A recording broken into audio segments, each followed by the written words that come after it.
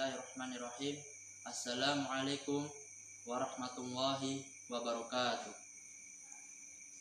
Innal hamdalillah nahmaduhu wa nasta'inuhu wa nastaghfiruh wa na'udzu billahi min sururi anfusina wa min sayyiati a'malina may yahdihillahu fala mudhillalah wa may yudlil fala hadiyalah. Asyhadu an la ilaha illallah wa asyhadu anna Muhammadan abduhu wa rasuluh. Amma ba'd. Pemirsa yang dirahmati oleh Allah Subhanahu wa taala, kita sekarang hidup berada di zaman informasi tanpa sekat ruang dan waktu. Kejadian ini pula terjadi di belahan bumi yang lain seperti Amerika, Cina, dan lain sebagainya. Pada waktu itu pula kita bisa mengakses informasinya tanpa membutuhkan waktu yang begitu panjang. Hal ini terjadi karena perkembangan teknologi yang begitu pesat, dan salah satu teknologi yang sering kita gunakan adalah media sosial. Media sosial dapat diibaratkan sebagai pedang bermata dua. Di satu sisi, kita dapat memudahkan mencari informasi, namun di satu sisi pula kita bisa terjerumus dalam api neraka. Sebagai contohnya, kita menceritakan keburukan orang lain dalam jangkauan yang besar. Kenapa dalam jangkauan yang besar? Dahulu, seseorang menceritakan keburukan orang lain masih jangkauannya kecil atau individual. Perkataannya terbatas karena waktu, dan pendengarannya juga terbatas untuk beberapa orang saja. Namun sekarang, karena media sosial, seseorang bisa menceritakan keburukan orang lain dengan jangkauan lebih besar dan waktu yang lebih singkat, baik itu melalui tulisan, gambar, ataupun video. Dan yang lebih buruk pula, gunjingan di media sosial tidak akan berhenti kecuali kontennya itu dihapus. Di dalam agama Islam sendiri, menceritakan keburukan orang lain dikenal sebagai istilah ghibah. Ghibah adalah ketika seseorang menceritakan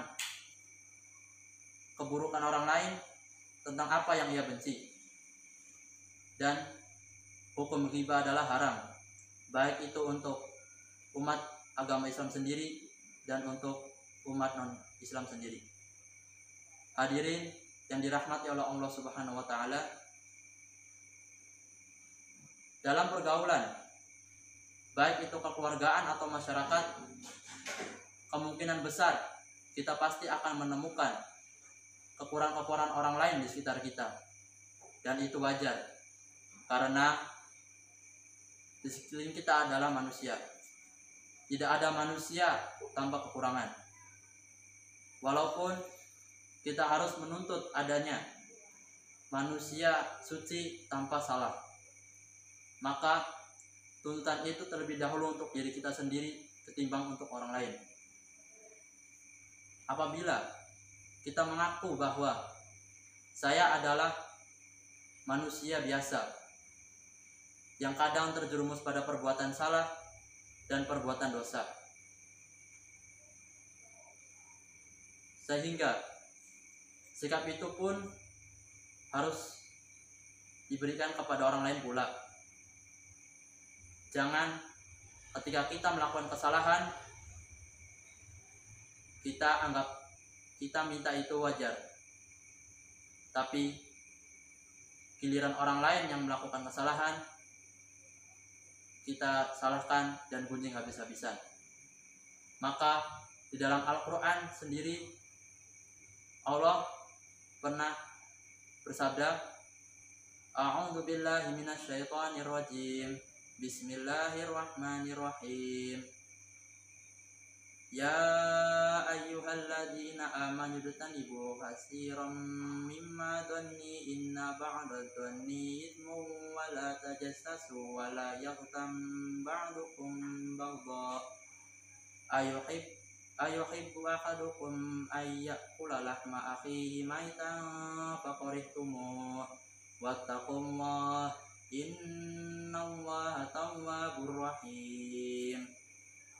Yang artinya, wahai orang-orang beriman, jauhilah kebanyakan purbasangka, karena sebagian dari purbasangka itu adalah dosa. Dan janganlah kalian mencari-cari kesalahan orang, dan jangan kalian menggunjing satu sama lain. Apabila ada di antara kalian seseorang yang suka makan daging saudaranya yang sudah mati, tentu kalian merasa jijik kepadanya.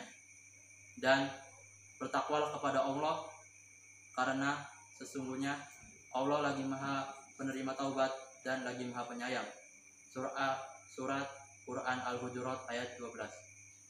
Kesimpulannya adalah, ketika kita mendapatkan kemudahan dari Allah, maka lakukan itu dengan sebaik-baiknya. Dan ketika kita mendapatkan kemudahan itu, jangan buat kita menjauh dari Allah Subhanahu wa taala. Aqulu qauli hada akhiru da'wana alhamdulillahirabbil alamin. Wassalamualaikum warahmatullahi wabarakatuh.